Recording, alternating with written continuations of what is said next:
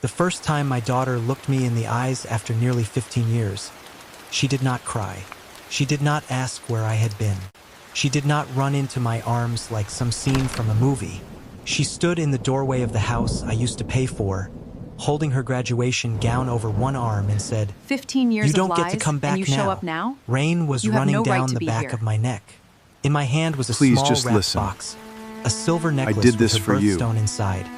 We don't Something I had believe you. saved for because I wanted one moment, just one, where I could tell Emily I was proud of her face to face. Behind her, my son Noah appeared in the hallway. He was taller than me now, broad shoulders, hard eyes, a stranger wearing my child's face. Then Melissa stepped out from the kitchen, my What is ex-wife, this? calm as ever, I don't know. wiping her hands on a Maybe dish it's old towel like I had records. interrupted dinner Why would it instead of be carrying hidden? 15 years of silence on my back. "Daniel," she said, loud enough for both kids to hear, "you need to leave. You abandoned this family. You do not get to embarrass them on Emily's big week." The words hit me so hard I almost forgot how to breathe. Abandoned? I looked at Emily, then at Noah. Neither of them looked confused. They looked certain, like they had heard that sentence their entire lives. I tried to explain. I said I had sent money every month. I had mailed birthday cards, Christmas gifts, school checks, medical payments. I had called. I had written. I had begged for weekends, phone calls, anything. Noah laughed once, bitter and sharp. "Mom worked double shifts while you disappeared," he said. "Don't stand here and lie to us." Melissa folded her arms. "See? They know exactly who you are." I left that porch without shouting, without forcing my way in, without making the scene she clearly wanted me to make.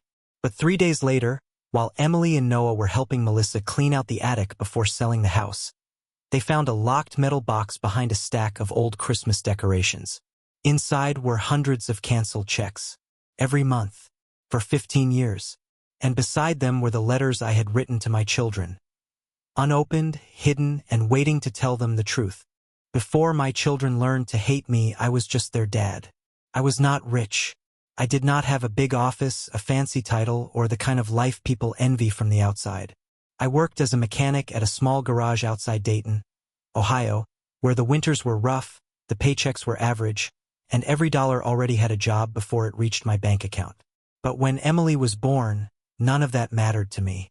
I remember holding her in the hospital, this tiny pink-faced baby wrapped so tightly in a blanket that only her nose showed, and thinking there was no version of my life anymore where she did not come first.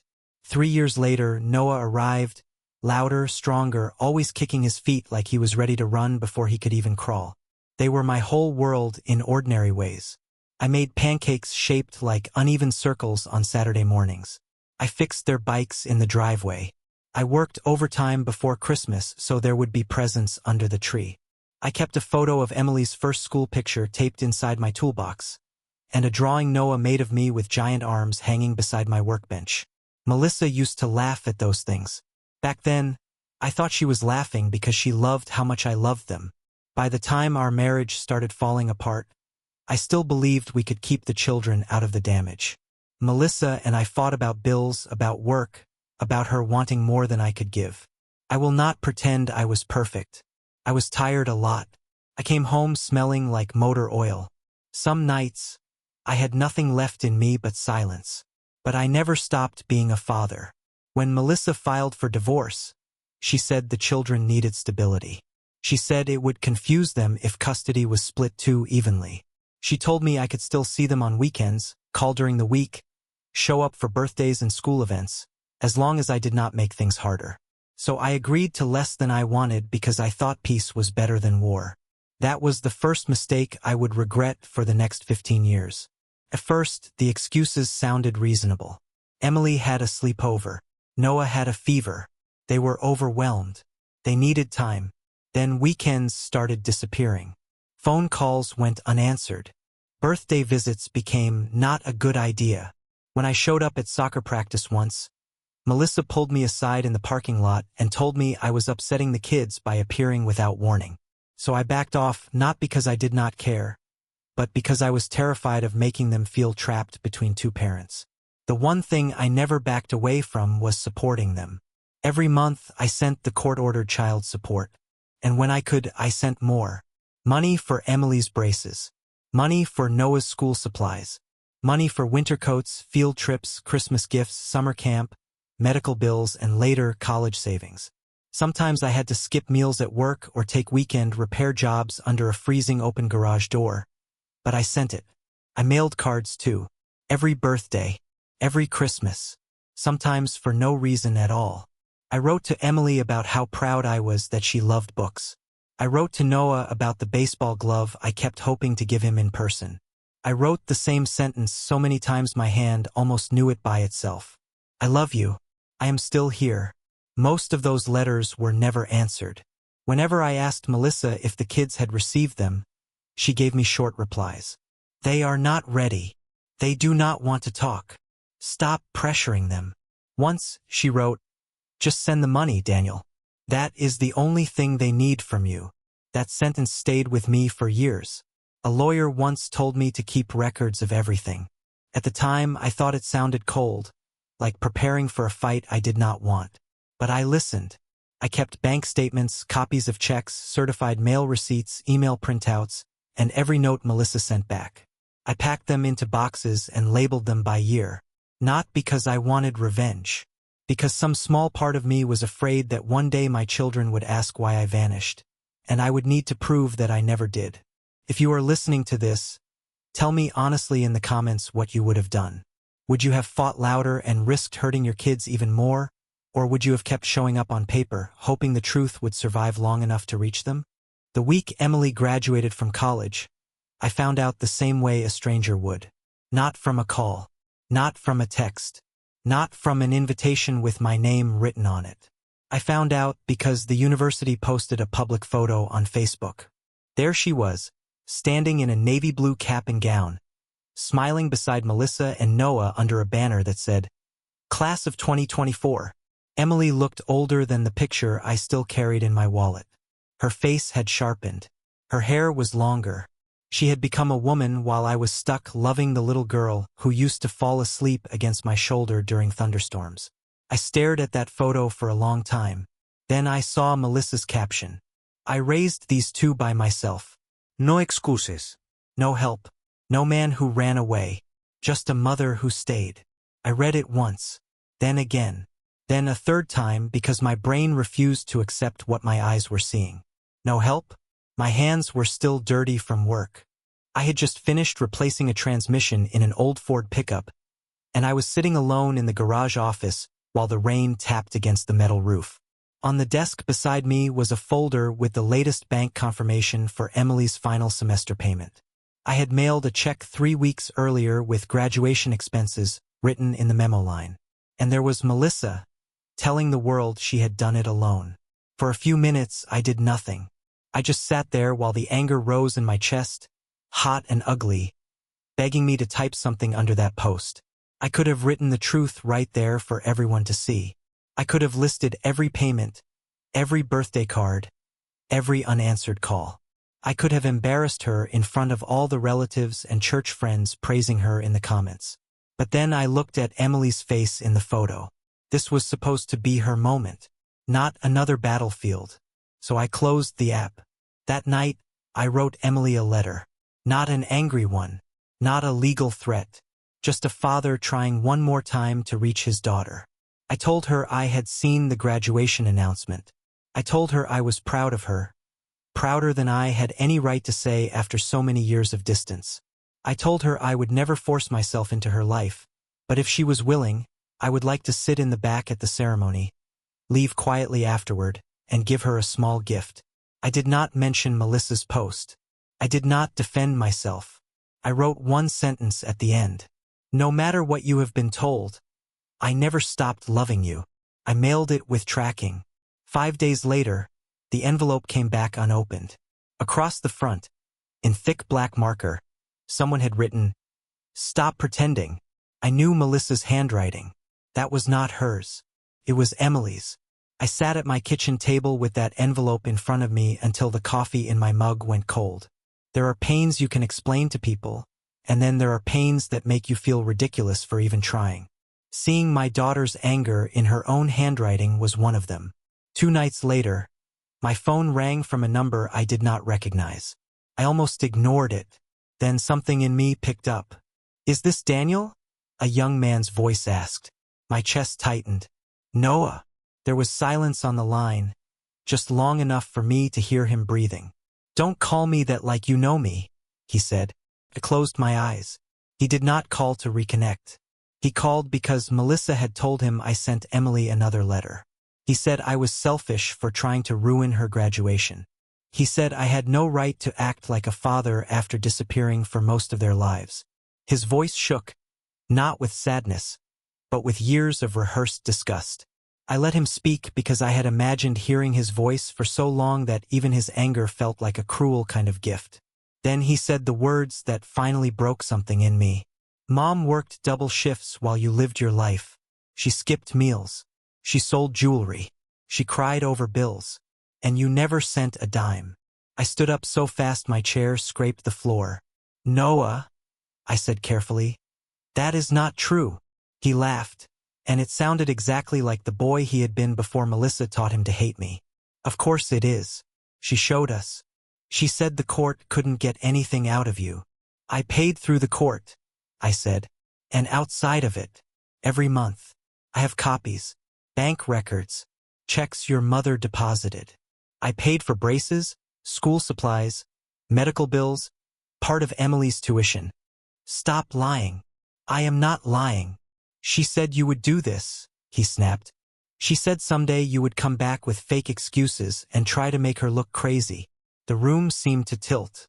I gripped the counter with one hand. "Noah, listen to me. Meet me anywhere you want. Bring Emily. Bring anyone. I will show you the records." "No," he said. "You don't get to buy your way back now." Then the line went dead. I stood in the dark kitchen, still holding the phone to my ear. The next morning, Melissa texted me for the first time in almost a year. "Stay away from my children. If you show up at graduation, I will call security. If you keep harassing them, I will file for a protective order." My children, not our children. My first instinct was to send back a picture of every check, every receipt, every proof that she had built her version of motherhood on a lie. But I did not. I had learned over the years that Melissa was best at turning emotion into evidence against me. If I sounded angry, she would call me unstable. If I begged, she would call me manipulative. If I showed up hurt, she would say I was dangerous. So I waited. On graduation day, I drove to the university anyway. I did not sit with the family. I did not approach Emily. I did not bring a sign or flowers or try to force some dramatic reunion. I stood near the back of the outdoor seating area, behind a row of parents holding umbrellas, just close enough to see the stage. When Emily's name was called, the crowd cheered. I saw her walk across, shake the dean's hand, and smile for the camera. For 3 seconds, I forgot everything else. I was just a father watching his daughter become something beautiful without him. Then Melissa saw me. She pushed through the row of chairs so fast people turned to stare. Her face was red, her mouth tight, her heels sinking into the wet grass. "What are you doing here?" she hissed. "I came to see her graduate," I said quietly. "You don't deserve to see anything." Several heads turned. Noah stood behind her, jaw clenched. Emily was coming down the side steps, still holding her diploma cover. Melissa raised her voice. "This man abandoned his kids for 15 years, and now he wants a photo opportunity." A woman nearby gasped. Someone else whispered. I felt every eye land on me like a weight. I looked past Melissa at Emily. Her expression was not confused. It was wounded and furious.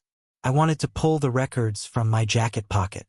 I had brought a small envelope, just in case, with a few copies inside. I wanted to hand them to her and say, "Please, just look." But Melissa stepped closer and said through her teeth, "If you love them at all, leave before you ruin this day." That was the trap. If I argued, I ruined the day.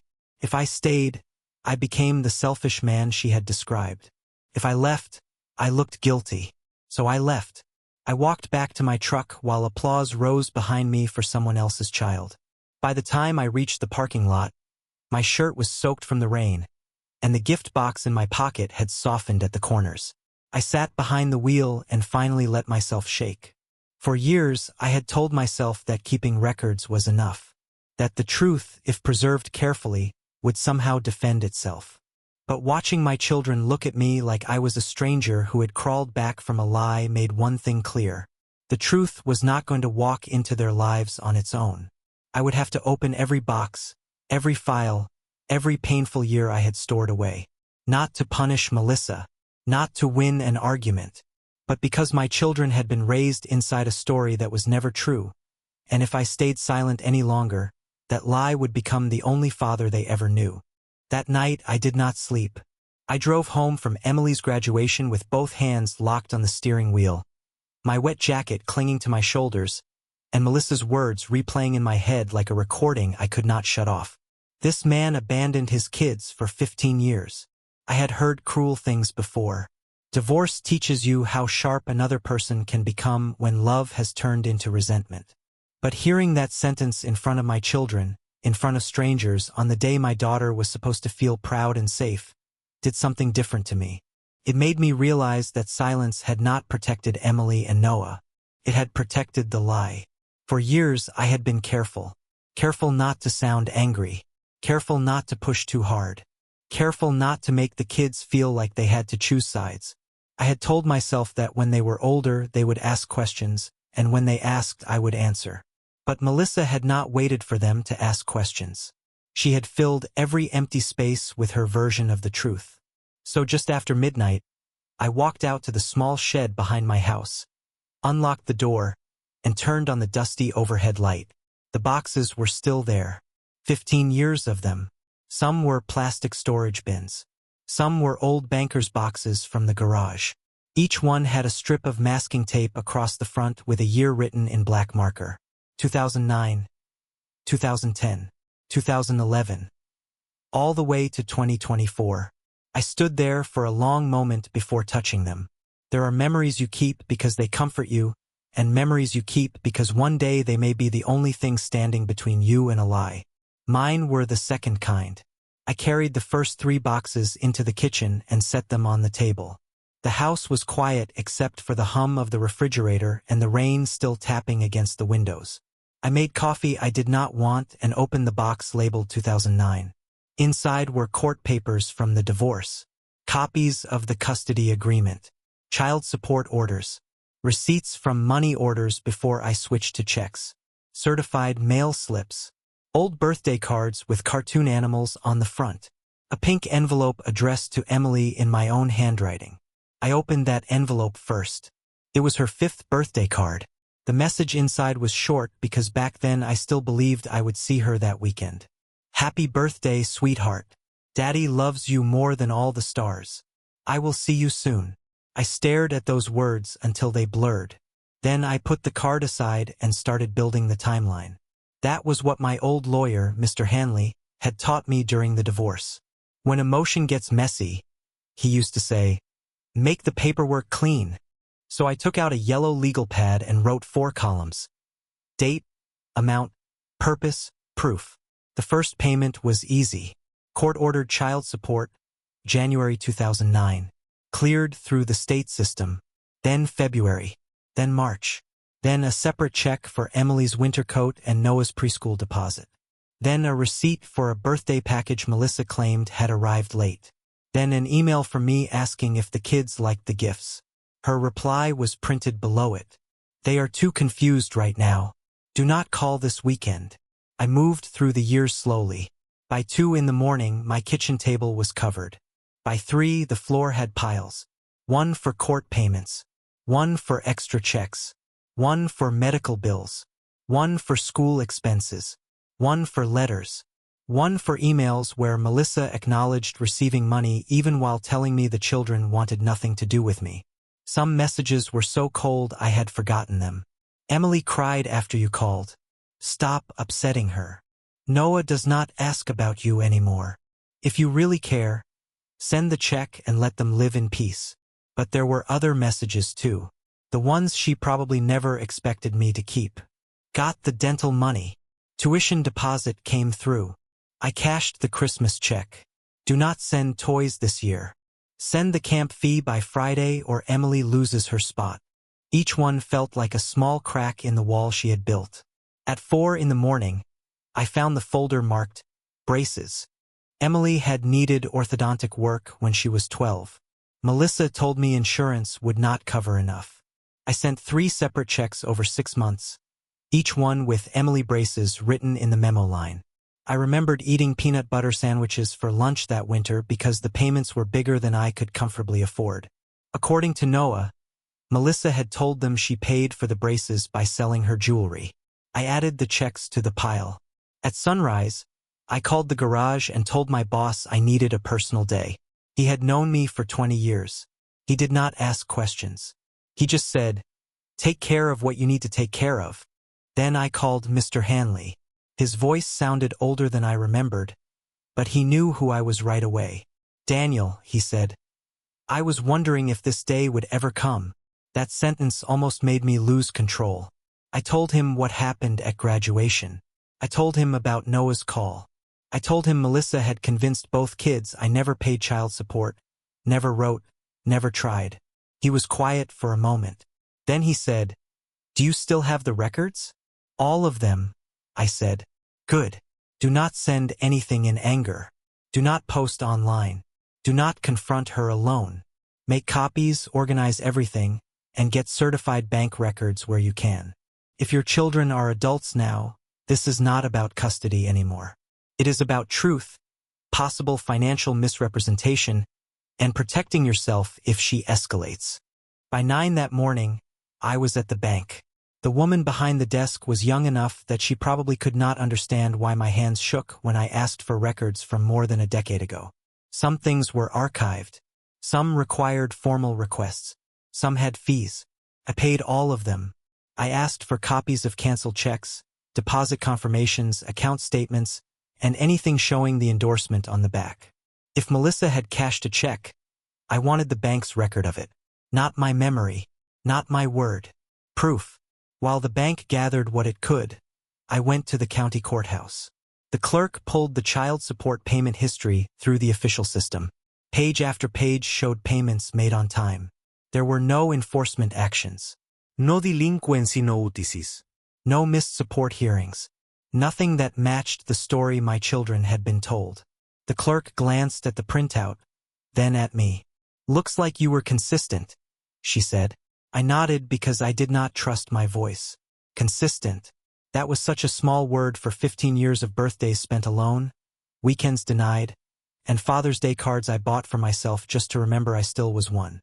Back home, I started scanning everything. I used the old printer beside my desk until it overheated. Then I drove to an office supply store and paid to scan the rest into folders. I named each file clearly. Court support payments, additional checks, medical expenses, school costs, letters to Emily, letters to Noah, emails from Melissa, returned mail. I made one folder for each child too. I did not want to overwhelm them with a mountain of pain. If they ever agreed to look, they needed to see the truth in a way they could survive. Emily's folder had her birthday letters, school payments, braces checks, college help, and every email where I asked about her life. Noah's folder had his cards, baseball camp fees, school supply receipts, medical copays, and a picture of the glove I bought him when he was 10 but never got to give him. That glove was still in my closet. The leather had darkened with age. That evening, I sat down to write the hardest letter of my life. Not to Melissa, to Emily. I wanted to defend myself. I wanted to tell her that her mother had lied, that I had been there the whole time, that every cruel look she had given me had been planted by someone else. But every time I started writing that way, I heard Mr. Hanley's warning. Do not make your children feel like evidence in a war. So I tore up the first draft. Then the second. The final version was simple. I told Emily that I knew she was angry. I told her she had every right to protect herself from someone she believed had hurt her. I told her I would not demand forgiveness or force a relationship. But I also told her that the story she had been given was incomplete, and I had documents that could answer questions she might not even know she needed to ask. Then I wrote the sentence that hurt the most.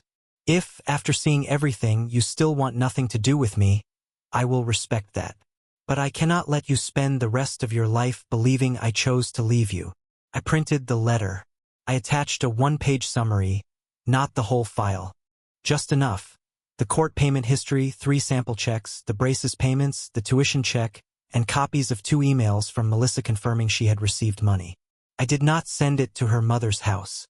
This time, I sent it to Emily's university email and to a mailing address I found in the graduation program for alumni correspondence. I also sent a copy to Mr. Hanley and asked him to keep it on record. For Noah, I wrote a different letter. I told him I remembered the way he used to sleep with one sock on and one sock off. I told him about the baseball glove. I told him I still had every school photo Melissa ever sent, even the ones with no note inside. I told him I was not asking him to trust me immediately. I was asking him to trust paper more than anger. Before I sealed the envelope, I added 1 photocopy. A check from the year he turned 11, marked Noah Baseball Camp, endorsed with Melissa's signature on the back. Then I placed both letters on my desk and sat there in the quiet. For the first time in 15 years, I was not waiting for Melissa to give me permission to be a father. I was not shouting. I was not threatening. I was not trying to destroy her. I was simply putting the truth where my children could reach it. And once I did that, I understood something that made my stomach turn cold. If Melissa had lied this easily about the money, if she had hidden the cards, if she had convinced my children that every effort I made was nothing, then there might be more buried somewhere. More than checks, more than letters, more than a cruel story told after divorce. There might be proof inside that old house itself. And within a few days, Emily and Noah were going to find it. The truth did not reach my children because I forced it into their hands. It reached them because Melissa decided to sell the house. A week after Emily's graduation, Melissa announced she was moving 2 states away for what she called a fresh start. She posted about letting go of pain, closing old chapters, and leaving behind a house where she had raised 2 children alone. I saw the post, but I did not answer. By then, I had already sent Emily and Noah the first copies of my records. I had also given everything to Mr. Hanley, my old attorney. Still, neither child had replied. Then, 5 days later, my phone rang. I did not recognize the number, but when I answered, I heard my daughter breathing on the other end. "Did you really send checks every month?" Emily asked. I sat down on the edge of my bed. "Yes," I said. "Every month. All these years. Yes." There was a long silence. Then she said, "Noah and I found a box." Melissa had asked them to help clean the attic before the realtor came. Behind old Christmas decorations and broken picture frames, Noah found a small locked metal box. When he brought it downstairs, Melissa's face changed immediately.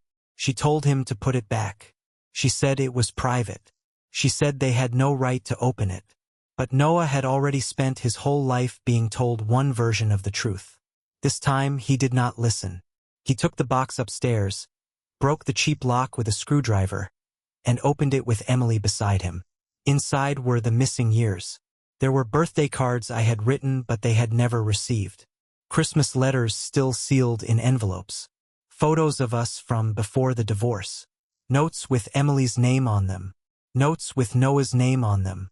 And beneath all of that, there were copies of checks, bank notices, and deposit slips. Emily told me she picked up one envelope first. It said, "To Emily, open on your 10th birthday. Daddy loves you." She said her hands started shaking before she even opened it. Then Noah found the checks. Emily braces. Noah baseball camp. School supplies. Kids Christmas. Medical copay. College savings. The dates ran year after year. The amounts matched the records I had sent. And on several copies, Melissa's signature was right there on the back, proving she had cashed them. For years, she had told the children I never paid a dime. But the box said otherwise. When they confronted her in the living room, Melissa tried to explain it away. She said money was not the same as parenting. She said I had only sent those things to control her. She said she had hidden the letters because she did not want to confuse them. Noah asked one simple question. If he abandoned us, Why did you have to hide all this? Melissa had no answer. Then Emily found the bank statements tucked beneath the checks. Some of the money I had marked for school, dental bills, and camp had been deposited into Melissa's personal account. Soon after, there were payments for credit cards, a car down payment, and a Florida resort booking. That was the moment the lie stopped being just emotional. It became financial. Emily told me she remembered her mother crying at the kitchen table, saying she had paid for the braces alone. Noah remembered being told he almost missed baseball camp because I refused to help. Both of them remembered Christmas mornings where Melissa said, "I did my best without your father." Now they were staring at proof that I had been helping all along. The hardest part was not the money. It was the letters. Emily opened the card from her 10th birthday and read the line I had written years earlier. "No matter how long it takes, I will always be your dad." Noah opened a birthday letter where I told him I had bought him a baseball glove and hoped to play catch with him one day. Then he took the phone from Emily and asked me, quietly, "Do you still have it?" I looked toward the hallway closet. "Yes," I said. "I still have it." He did not apologize. Not yet. There was too much pain between us for one phone call to fix. But for the first time in 15 years, he was asking me a question instead of accusing me. Before leaving the house that night, Emily photographed every check. Noah scanned the bank statements with his phone. They took their letters, saved copies of everything, and sent the files to themselves before Melissa could hide the box again. That was the turn Melissa never expected. Not shouting, not revenge. Just two grown children holding proof in their hands and realizing the father they had been taught to hate had never stopped trying to reach them. The next morning, Emily called me again. Her voice was different this time, still hurt, still guarded, but the anger no longer pointed only at me. She asked if I could send everything, not a few samples, not just the checks I wanted them to see, everything. So I did. I sent the court payment history first. Every official child support payment was listed by date and amount. No missed years, no long gaps, no record of me disappearing from my responsibility. Then I sent the certified bank records, canceled checks, deposit confirmations, copies showing Melissa's endorsement on the back.